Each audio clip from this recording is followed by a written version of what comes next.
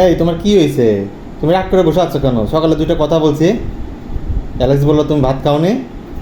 ভাত তো খাইতাম না আমি, তোমার ঘরের ভাত আর খাইতাম না, খাইতাম না, খাইতাম না। আমি তোমার ঘরের ভাত খাইতাম না।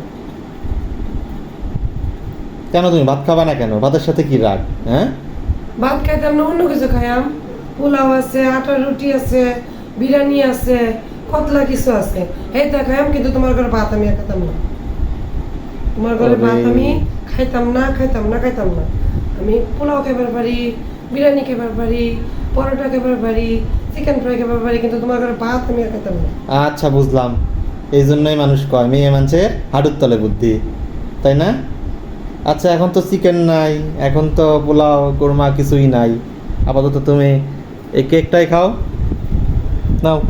কেক তো খাওয়াই যায়, এটা তো আর ভাত না। তোমার ঘরে ভাত কিন্তু আমি আর খেতাম না। কেক খাই, আচ্ছা, হ্যাঁ? শুনলেন আপনারা, এই হলো মাইয়া মানুষের বুদ্ধি।